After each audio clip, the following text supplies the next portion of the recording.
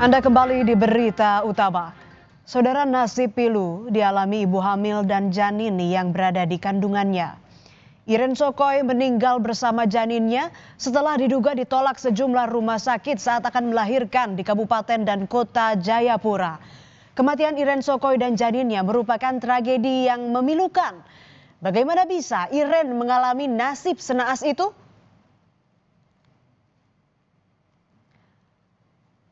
Bayangan kebahagiaan untuk segera menimang sang buah hati yang sudah 9 bulan dalam kandungan sang istri sirna seketika berganti kesedihan yang teramat pilu.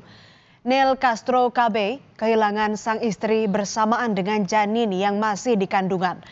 Nel mengingat peristiwa mencekam saat istrinya dilempar sana-sini oleh sejumlah rumah sakit demi bisa melahirkan buah hati mereka. Bahkan ada rumah sakit yang memintanya membayar dengan sejumlah uang dahulu.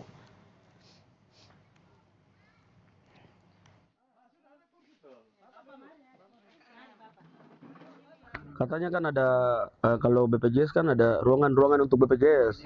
Karena memang dia penuh sekali, jadi dia bilang yang ada tuh VIP saja. 3-4 juta kamu bayar dulu. Iya, dia bilang belum tentu ada dokter, katanya begitu. Ketung karena takut nampaknya sudah sesak, jadi lari lagi ke dok 2. Jadi suster bilang karena mungkin ke sana jauh, takut juga atau putar balik, ya sudah memang tidak bisa itu. Kisah tragis Iren bermula pada Minggu 16 November lalu. Saat itu Iren sudah mengalami kontraksi, namun karena tak ada fasilitas kesehatan di kampungnya di Kensio, Danau Sentani, Iren pun dibawa ke Rumah Sakit Umum Daerah Yowari menggunakan speedboat. Iren tiba di RSUD Yowari pukul 3 siang dan langsung menjalani pemeriksaan awal. Namun karena pembukaan tak berubah, Iren pun dipindah ke ruang bersalin pada pukul 6 sore. Perawat langsung memberikan induksi untuk mempercepat proses persalinan sesuai arahan dokter jaga. Sekitar pukul 8 malam, air ketuban Iren pun pecah. Dokter jaga menyarankan Iren masuk ruang operasi. Namun ternyata dokter Objin yang hanya ada satu-satunya di RSUD Yowari rupanya juga sedang tidak bertugas. Dan diduga ada kelalaian prosedur karena tindakan induksi diberikan saat tidak ada dokter Objin. Sementara itu, Direktur Rumah Sakit Umum Yowari, Marian Braweri, mengklarifikasi tudingan adanya kesalahan prosedur dan lambatnya penanganan medis terhadap Irin dan janinnya. Marian bilang saat pasien datang ke RS sudah pembukaan 5. Dan saat pukul 10 malam, pembukaan baru lengkap, namun kondisi jantung janin menurun, maka disarankan untuk operasi. Namun hari itu, dokter kandungan satu-satunya di RSUD Yowari sedang berkegiatan di luar kota, sehingga pasien dirujuk ke Rumah Sakit Dian Harapan Waena.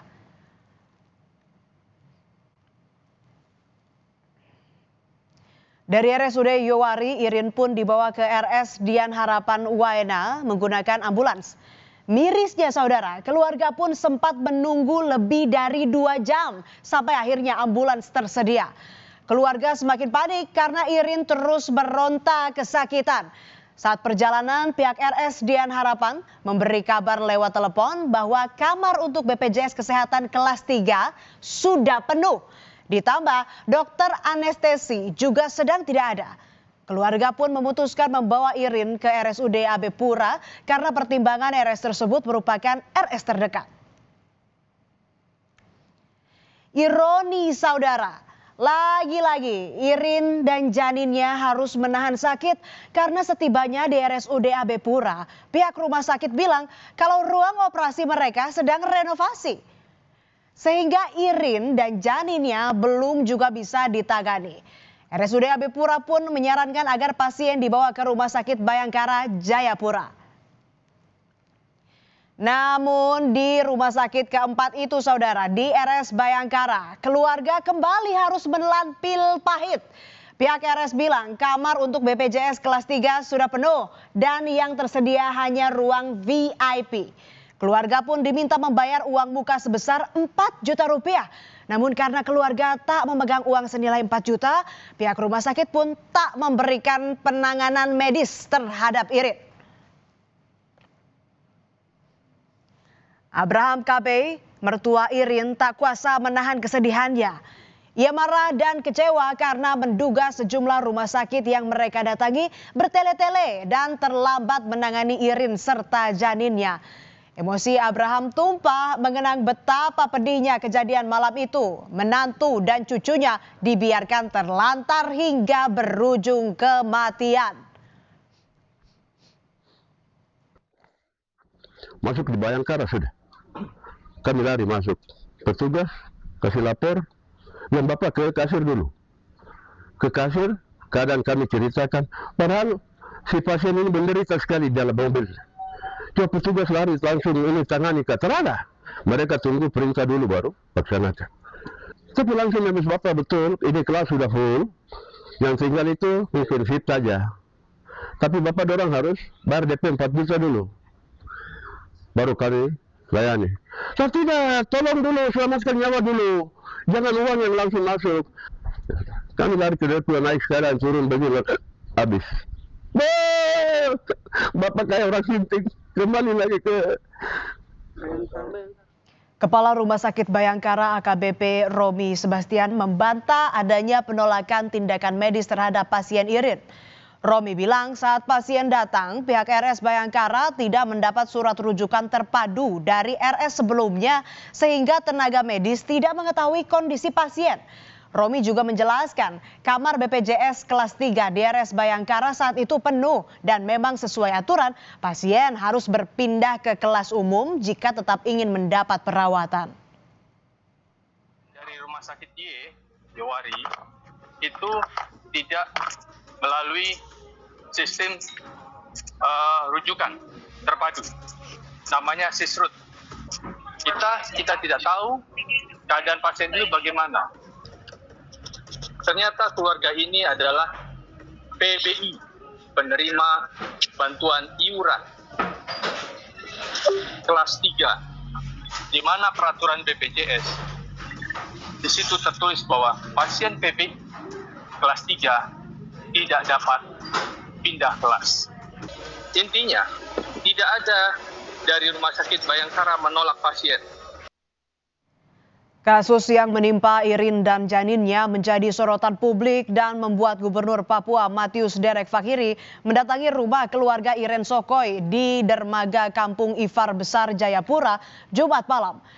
Kepada Gubernur, keluarga Irin menceritakan kekecewaan dan kemarahan mereka soal peristiwa getir yang harus mereka alami. Matius Fakhiri pun mengancam akan mencopot tenaga medis yang menolak pasien. Kejadian ini kejadian yang menjadi keprihatinan saya mendalam, dan saya pastikan rumah sakit yang singgah punya ruang pemerintah minggu depan saya copot semua.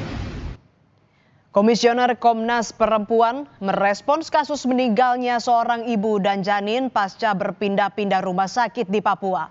Daden Sukendar menyebut fasilitas kesehatan harusnya bisa diakses merata oleh seluruh warga negara. Daden menekankan pentingnya akses kesehatan bagi warga negara, terutama perempuan.